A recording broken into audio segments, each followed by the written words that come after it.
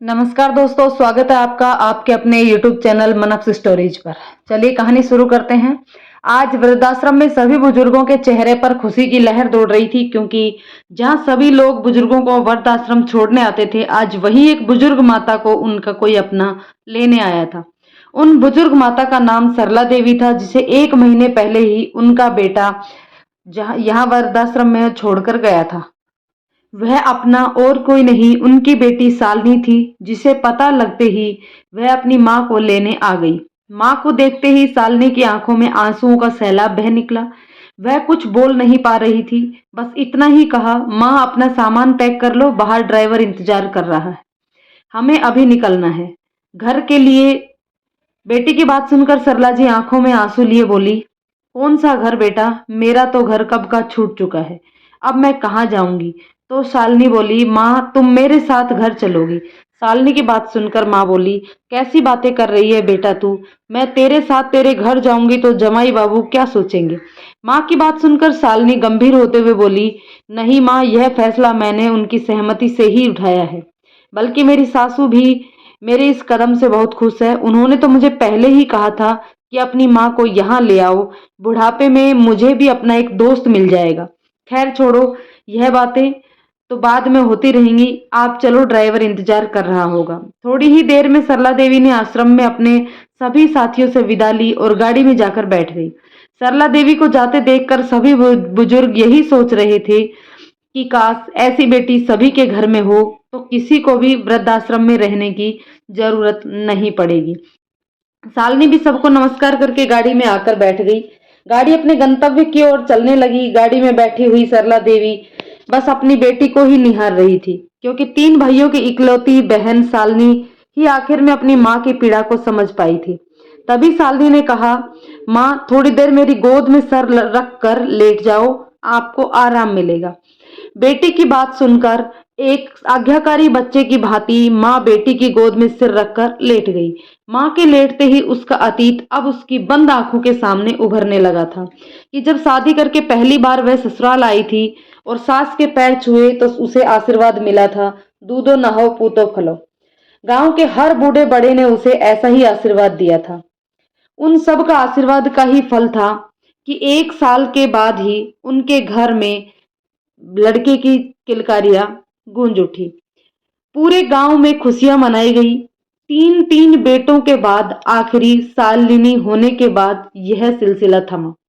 गांव के सब लोग यही कहते हैं कि कहाँ तो मिन्नतों के बाद भी लोग बेटे का मुंह नहीं देख पाते, और कहाँ इसके आंगन में 3 3 चांद के टुकड़े। कुछ तो उनसे ईर्ष्या भी करते। 4 बच्चों की गृहस्थी संभालना कोई फूलों की सेज तो ना थी। दिन भर काम करते करते वह थक कर चूर हो जाती। समय की रफ्तार के साथ जब बच्चे बड़े होने लगे तो उन्हें गांव की जिंदगी के साथ बांध कर रखा नहीं जा सकता था। यह बात उसके पटवारी पति अच्छी तरह जानते थे। इसलिए गांव की शिक्षा की समाप्ति के बाद बेटों को आगे पढ़ाने के लिए शहर भेजने का सिलसिला चल पड़ा। शहर भेजने के लिए उन्हें कैसे कैसे पापड़ बेलने पड़े थे, यह या तो वह ही जानती थी या उसका पति। उसने घर खर्च में 1 1 रुपये में कटौती कर दूध घी बेचा, और उसके पति ने अपनी जमीन का टुकड़ा बेच दिया और थोड़ा बहुत साहूकार से कर्जा भी लिया। पर गनीमत यह रही कि उनकी यह मेहनत रंग लाई। बेटे एक एक करके पढ़ते गए और नौकरियां लगते गई। सबकी शादियां भी होती गई, यहाँ तक कि शालिनी की पढ़ाई लिखाई और शादी के लिए भी उन्हें ज्यादा परेशान नहीं होना पड़ा था। अब दोनों गांव में अकेले रह रहे थे। बेटे बहुओं ने तो पहले ही एक एक कर अपनी दुनिया अलग बसा ली थी। बेटी भी पराए घर चली गई थी, फिर भी दोनों संतुष्ट थे। कभी कभार मन करता तो बच्चों को के पास चले जाते और 2 4 दिन से ज्यादा नहीं रुकते थे। गांव की माटी को छोड़कर उनका मन कहीं और लगता ही नहीं था। पर ऐसा अधिक समय तक नहीं चल पाया। कुछ समय बाद ही पति की मृत्यु होने के पश्चात उसको गांव में रहने पर सबको ऐतराज होने लगा। 3 3 बेटों के होते बूढ़ी माँ अकेली रहे, यह सुन सुनकर उसके कान पक गए। फिर भी वह बिना परवाह किए, किसी पर बोझ ना बनते हुए अपना सारा काम खुद ही करती थी। लेकिन जैसे जैसे उम्र ढलती, शरीर ने भी साथ छोड़ना छोड़ दिया। एक दिन अचानक बहुत ज्यादा बीमार हो गई। बड़ा बेटा पास के ही शहर में रहता था, खबर सुनकर आया और गांव वालों के दबाव में उसे अपने साथ ले गया। यहीं से प्रारंभ हुआ सरला देवी के जीवन में निराशा और पीड़ा का दौर। बड़ा बेटा बहुत अच्छी पोस्ट पर था, मकान, गाड़ी, नौकर चाकर, सब सुविधाएं थी उसके पास। एक दिन प्रमोशन मिलने पर घर पर बहुत बड़ी पार्टी रखी गई। वह अंदर ही अंदर कमरे में बैठी रसोई से सारी तैयारियां देख रही थी, लेकिन एक ही जगह बैठे बैठे थक गई तो बाहर आ गई। अनेकों आंखें आकर उस पर चिपक गई। बेटे की नजर चुराती आंखों की भाषा उसने साफ पढ़ ली। जान गई कि अपने विशिष्ट अतिथियों के सामने वह उसका परिचय तक देने से हिचकिचा रहा था। उसका मन टूट गया। वह माहौल में उसका दम घुटने लगा। उसका दूसरा बेटा कुछ दिन बाद मिलने के लिए आया तो उसने अपने साथ ले जाने का आग्रह करने लगा। बड़े बेटे के ठंडे माहौल से दुखी तो थी ही, सो झट से तैयार हो गई। दूसरे बेटे के घर पहुंचते ही उसे समझ आ गया कि उसे वहां क्यों लाया गया था। बेटा और बहू दोनों नौकरी करते थे।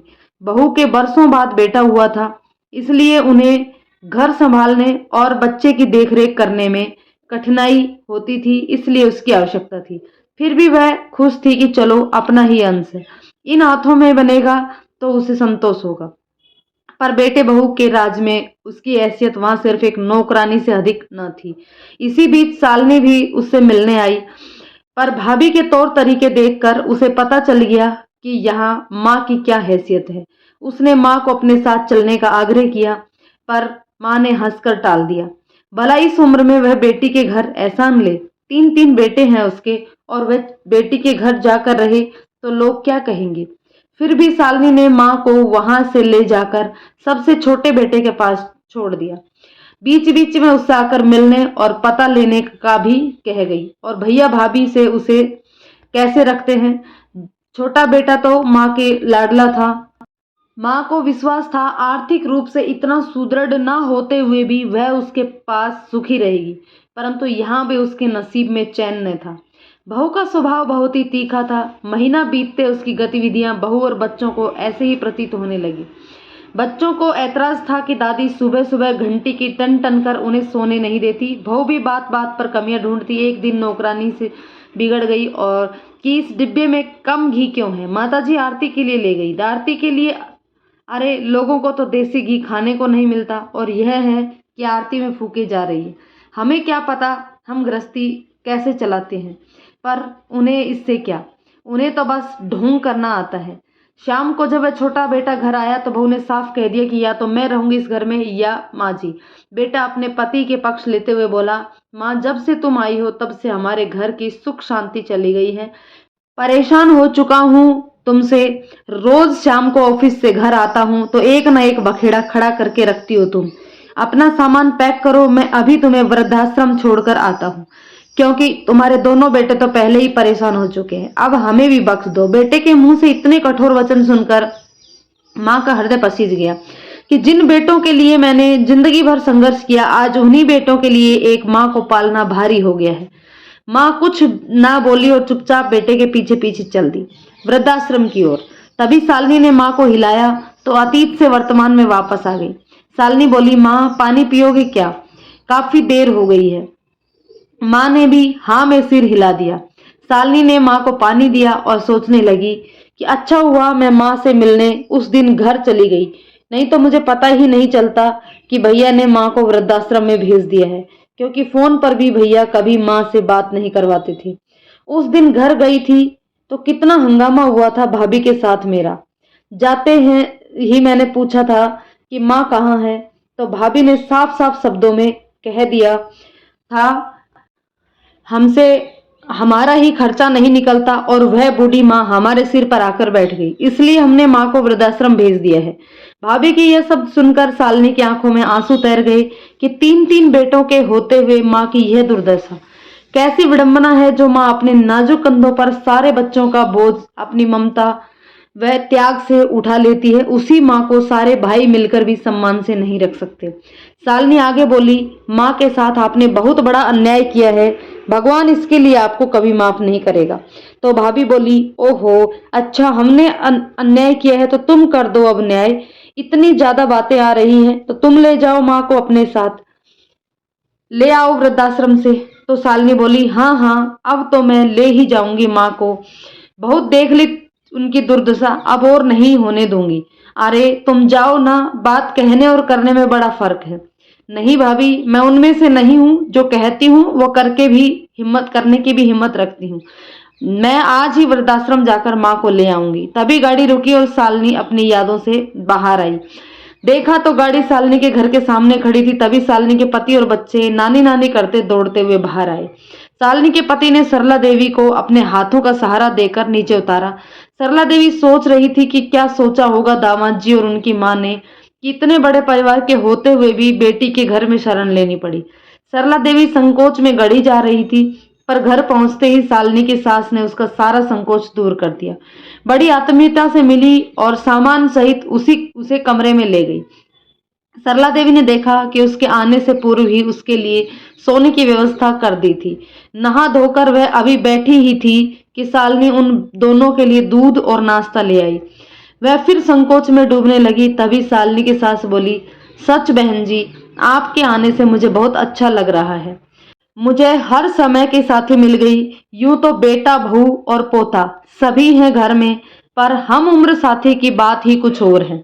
उसकी जुबान पर ऐसे ताला पड़ा था। उसे असमंजस में देखकर शालिनी जी की सास फिर बोली, बहन जी, बेटा हो या बेटी, औरत के लिए तो पति के बाद यही होते हैं। जब हम उनके पालन पोषण व पढ़ाई लिखाई में कोई भेदभाव नहीं करते, तो फिर उनका हाथ पकड़ने में कैसा संकोच, कैसा विचार। हाथ चाहे बेटे का हो या बेटी का, वह माँ को सहारा देने वाला होना चाहिए। फिर तो मैं आपकी बड़ी शुक्रगुजार हूँ। अपनी बेटी आपने मुझे देकर मेरी बेटी की कमी पूरी कर दी। शालिनी की सास की बात सुनकर सरला देवी की आंखों से आंसू बह निकले, लेकिन आज इन आंसुओं में विश्वास और स्नेह की चमक थी।